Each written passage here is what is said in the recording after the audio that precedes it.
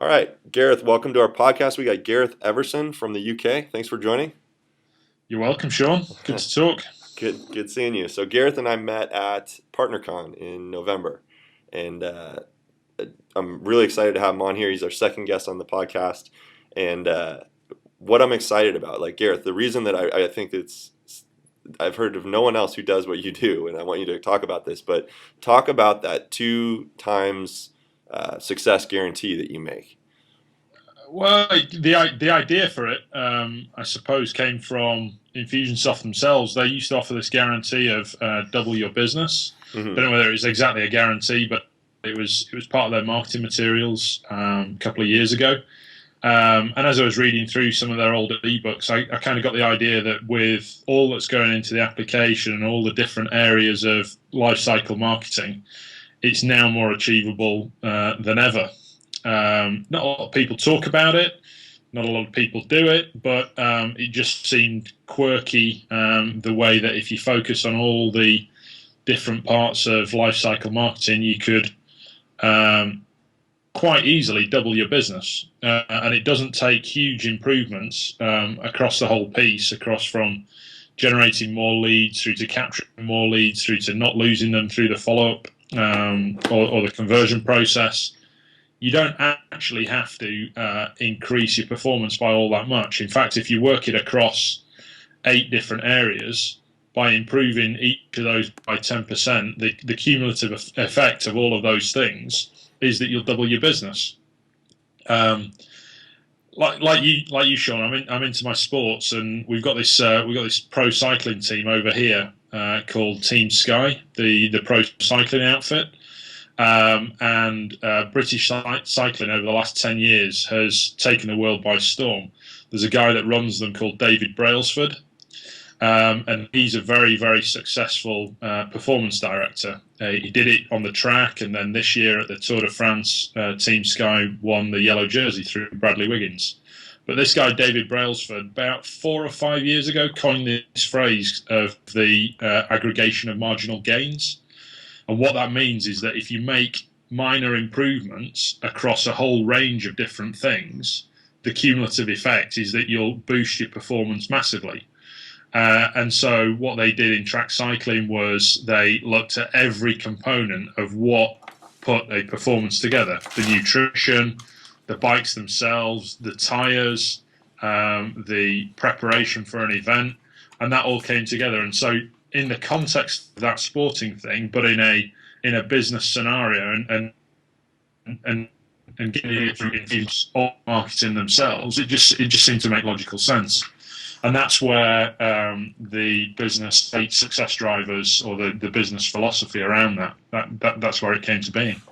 So when you talk about the aggregation of marginal gains, you're referring to like a 10% improvement in traffic acquisition and a 20% Yep. improvement in like capturing of leads and nurture and all that stuff, right? Yeah, yeah. If you do the maths, 10% increase times by 10% increase across all those different areas.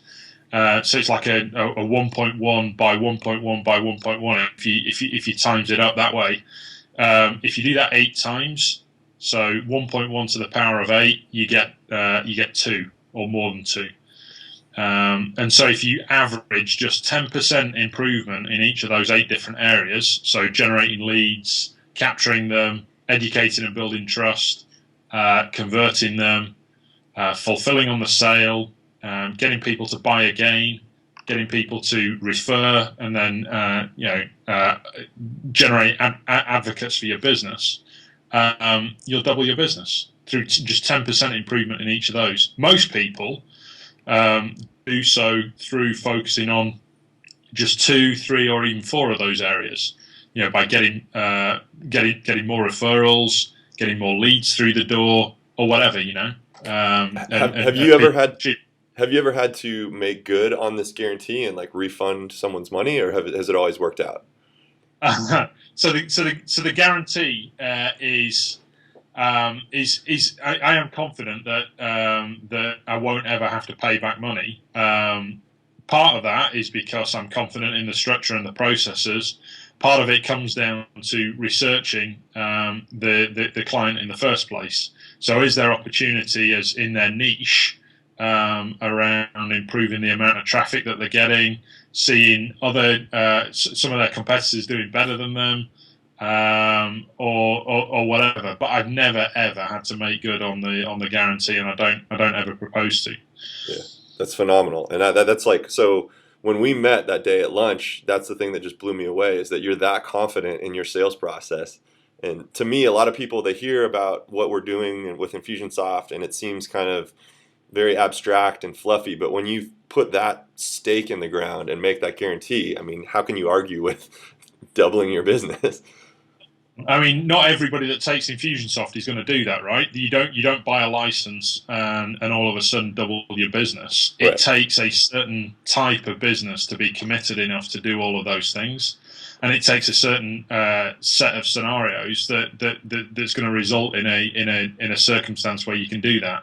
I don't take on all that many clients in that particular service, but I suppose it's like the figurehead service that I offer within my business. Other people come through the doors and take Infusionsoft, but don't want to make that commitment. Yeah, it's something to talk about, you know. Yeah. So what are the criterion by which you screen people out and say, yes, I will deal with you, and no, I won't work with you?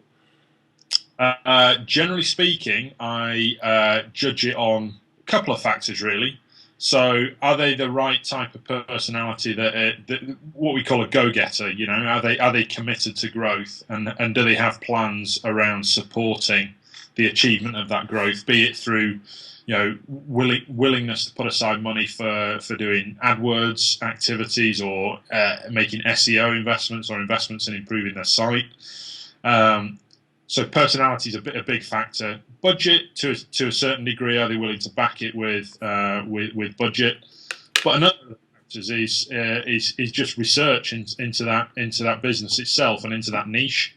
I generally speaking work with B2Bs. I don't often work with business to consumer companies. I come from a B2B background. I come from a technology background.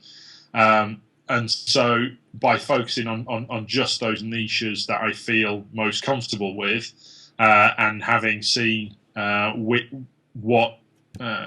which different companies are doing well, which aren't doing all that well within that niche, be it through website performance, be it through sales, be it through whatever else, I'm generally able to make a judgment as to whether I should offer that service to the prospects in front of me.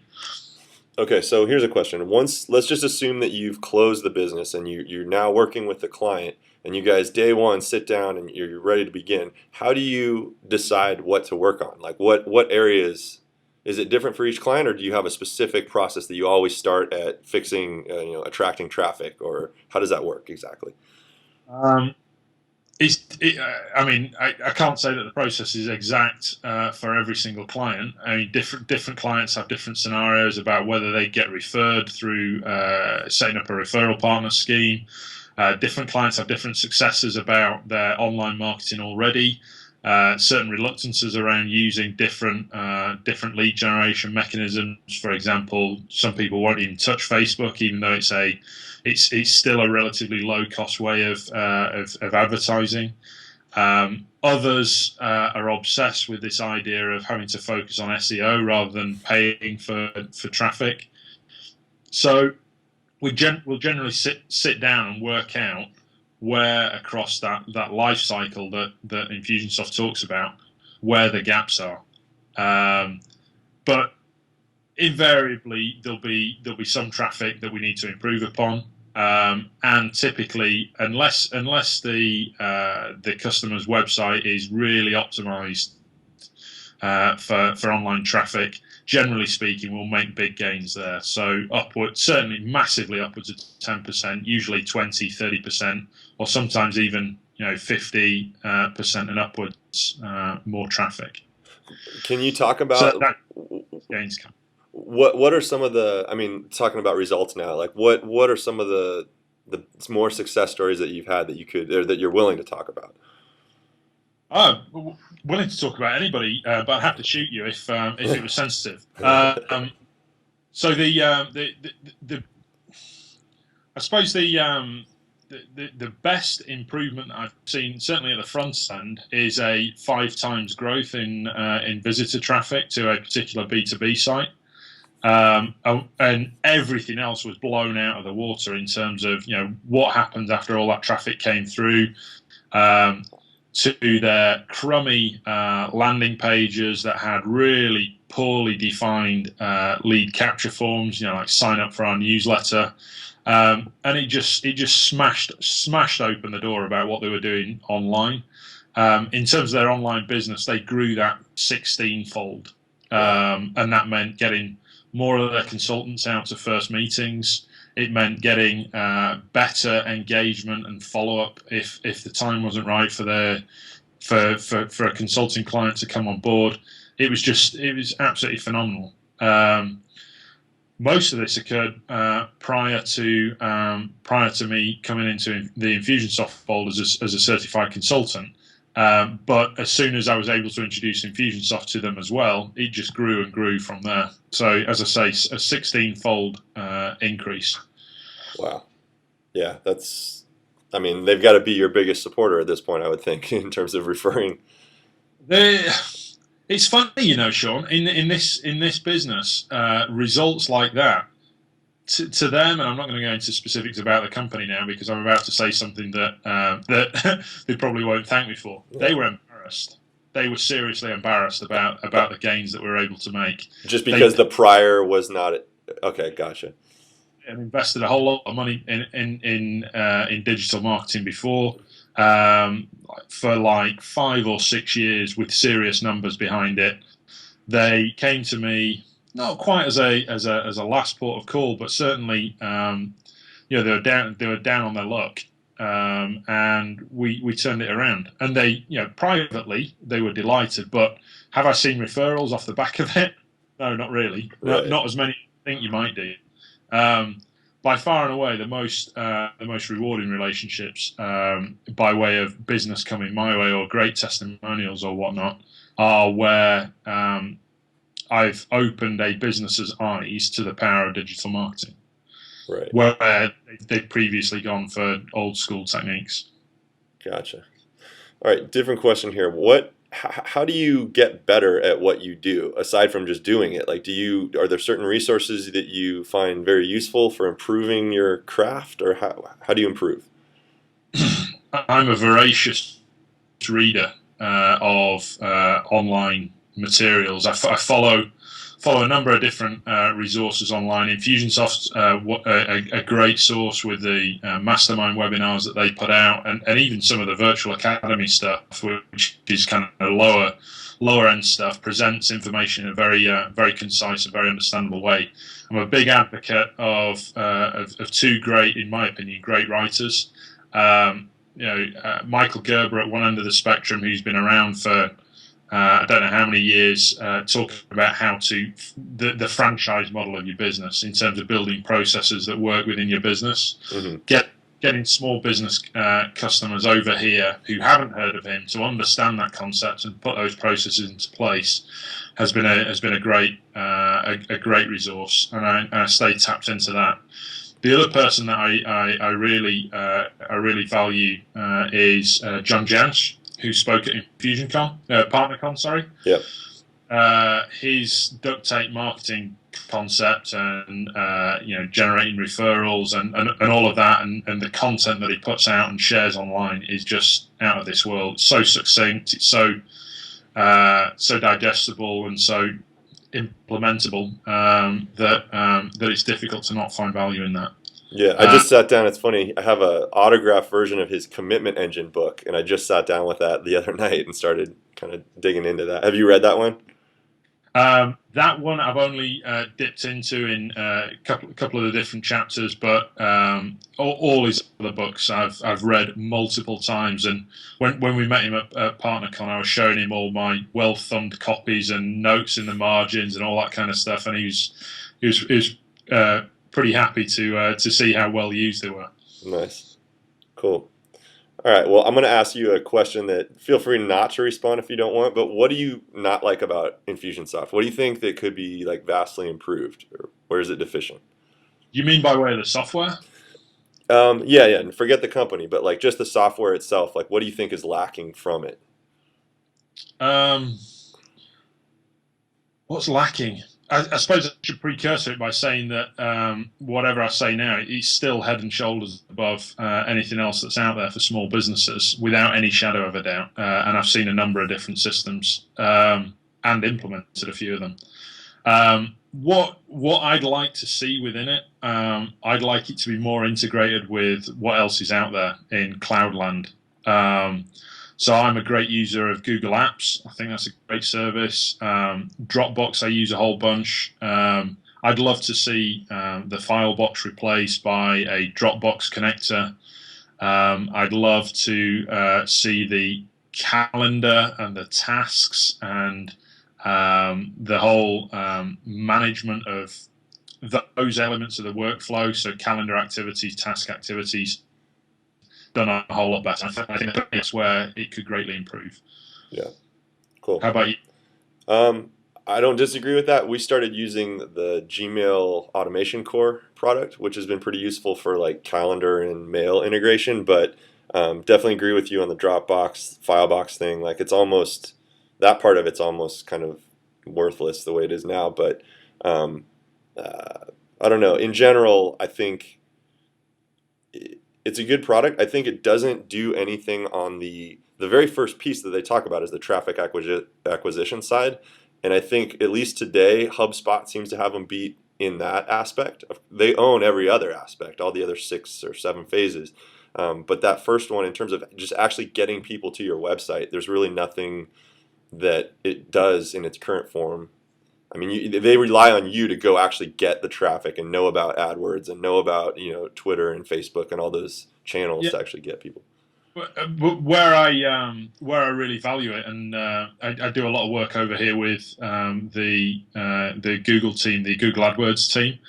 The thing that they're always blown away by whenever I speak to them is how in Infusionsoft you can do the ROI tracking Oh yeah, at a campaign and ad and keyword level. That's something that blows them away. So you make sales through your Infusionsoft shopping cart, so you know what your income is, you know what your turnover is, but being able to track what the costs are down to an ad or a campaign level is just mind blowing. So I can kind of put up with the lack of lead gen aspect of Infusionsoft as an application itself, because I think there's so much else that's out there that's not HubSpot. It doesn't need to be HubSpot. It's just there and it exists, and I don't think Infusionsoft need to replicate that. yeah. Well, and I guess that's a whole different topic in terms of like things that it does that I think is too much. I mean, I think it's almost as important to say, hey, what is it missing? But I think, for instance, like tackling email deliverability, in my opinion, I don't think they should be in that game. I think that they like SendGrid, that's their core competency, and I would love to see Infusionsoft actually make it so it automatically sends emails in its when it's in like test mode, but to actually be in a production mode, you have to go get a SendGrid account, and you're partitioned from everyone else, and it's using that, and you get some other benefits from that because you get the trackability and stuff from SendGrid. But it simultaneously does a lot of things, but it does some things too much and some things not enough, in my opinion. But anyways, last question. I know you got to get going, and you got little ones at home, so we'll wrap this up here. But tell me about this 8 success drivers thing that you're doing, and like, what's your plan for 2013? How are you changing your business? It looks exciting. So, as you probably know, the business last year and when I became a certified consultant was actually called IT for Business. And that's a legacy of about 18 months, 2 years ago when I set up that business. Infusionsoft I took Infusionsoft to run as my CRM and marketing system for the business itself as a customer. And by becoming a certified consultant, the idea was that if anybody approached me for IT assistance, Infusionsoft was going to be the CRM aspect of that. Since graduating through certified consultant school, I've not touched anything apart from things that integrate or touch on Infusionsoft itself. Everything that I'm doing now revolves around Infusionsoft. So this whole concept of IT for small businesses just was lame. It didn't work. And so I'm rebranding the business around the 8 success drivers. And they, broadly speaking, align with the lifecycle marketing steps that Infusionsoft talks about. There are slight differences, but they dovetail really well. So the first one is about getting more leads into your business. Generating more traffic or more walk-ins if you're a store or whatever else, bringing more people to the game.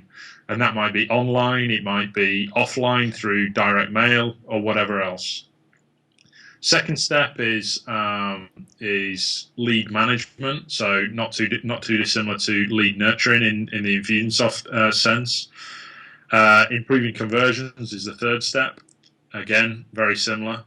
And then we talk about upselling techniques. How can you, when you make that first sale, how can you sell somebody something that's profitable as well?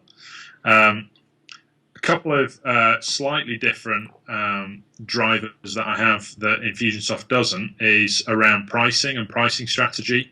How do you make sure that you're pricing at a level that is profitable to your business, and doing things around pricing algorithms and that kind of stuff? I've got some of that in my business that isn't really integrated into Infusionsoft, into the Infusionsoft product or their lifecycle marketing concept yet. Then we talk about getting referrals and repeat customers.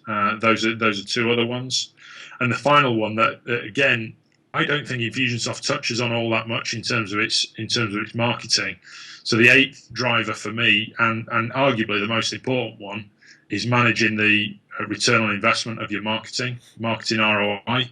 Which, if you're in Infusionsoft, there are the ROI reports, but for me, it's a way more important step than any of the others. It's all about making sure that you're not making investments in marketing that don't see a return into your business, but you're making more of those that do, and that's ever so important in terms of achieving success across all of those 8 success drivers.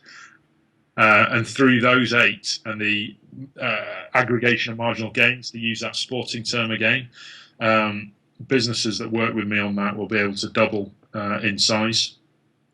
Cool. Very cool.